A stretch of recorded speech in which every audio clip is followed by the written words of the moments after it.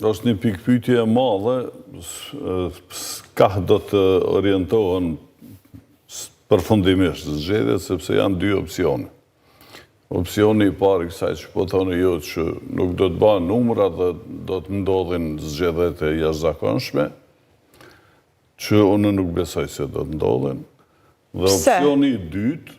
Ka indikacione që po përpiqet me LDK-n të bëjë qeverinë? Jo, më ku janë ato indikacione.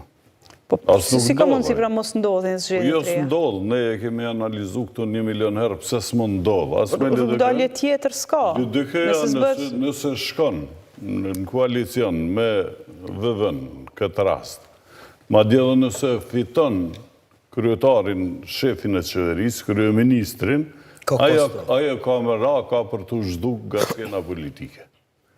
E para, sepse LDK-ja ka met një ekstrakt i asaj LDK-s të madhe që ka qenë, e cila është disperzu, është shka për derë, për shkak dëshprimit të udhëheqjes politike, për shkak se një kohë të gjatë ka shërby si patericë subjekteve tjera në momentet ndryshme krize për t'ju shërby.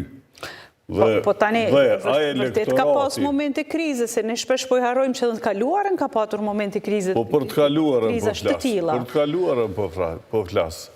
Dhe këtu ka qenë kulmi, nëse do më thanë edhe njëherë, kush do qoftaj, Zoti Abdi Xhiku apo një tjetër që mund vim as ati, ndërmer një hap të tillë, LDK-ja do të bëhet parti e pavlefshme, si me thanë, do të bije dikon në aleancën, 90%, edhe realisht do të zhduket nga skena politike. Gjatë që nuk e besoj se mund ndodhë, se me gjithate, ky popull, nëse është i veshën me një trohë ideologji reale, është me një ideologji të djathës liberale. Ju thoni që...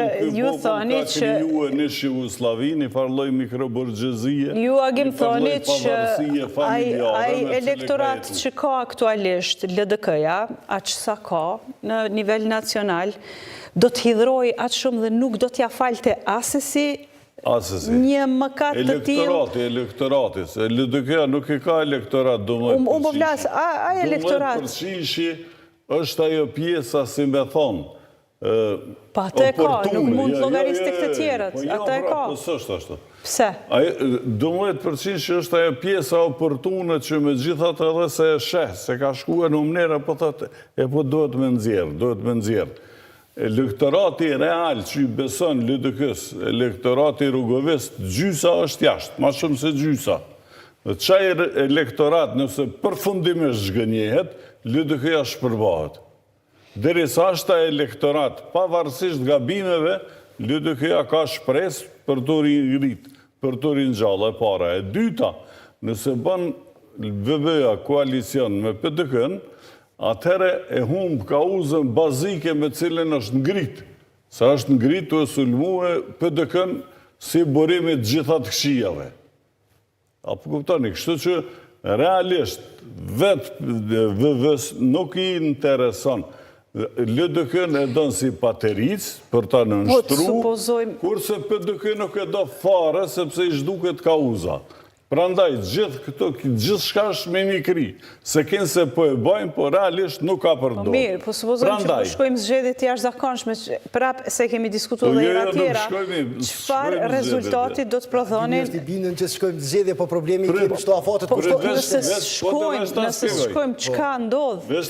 S'ka rrugdalje më tutje. Po ka rrugdalje, si s'ka. Herën e kalume, kemi diskutuat lojën e pafund, si mas ati romanet që po ta citue. Realisht, kjo është një lojë e pafund politike. Të jemi të sinqerë, ne nuk kemi të stablishu me parti, subjektet vërteta politike. Këto janë lëvizje, grupacione interesi, Ballkanin kryesisht e sundon krimi organizuar dhe korrupsioni. Pra, she mundësi të vazhdoj kriza edhe pas përfundimit të afatit kushtetues, që kurti ka deri të dielën, e pastaj i vje rasti dikuj tjetër për 10 ditë si pas kushtetues. Ta spjegoj deri në fund.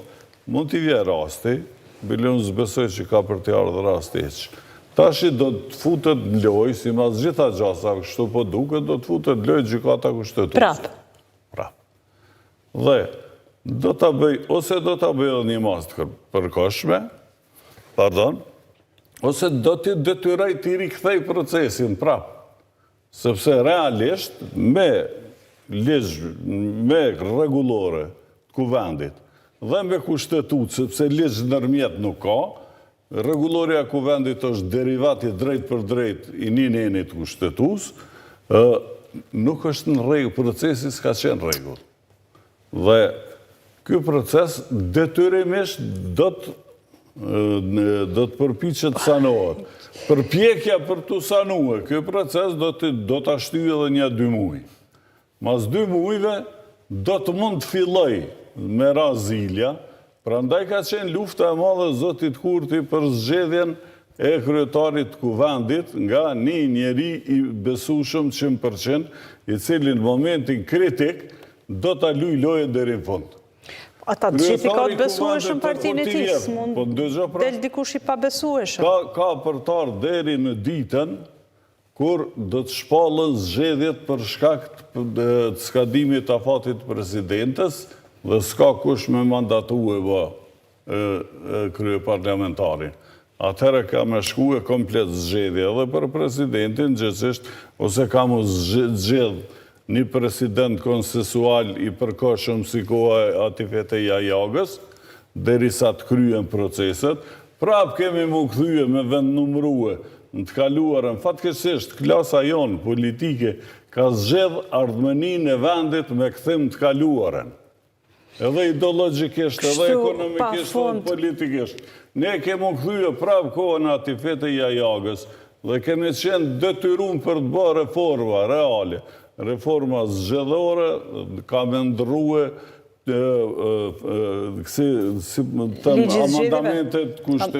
amandamentim i kushtetutës për të krijuar mundësi të sistemit zgjedhor presidencial, që do të heqim për një ditës këtë gurë të madhë, që sa herët vjen me këtë sistem zgjedhor, në Kosovë do t'jetë problem, e kështu me radhë.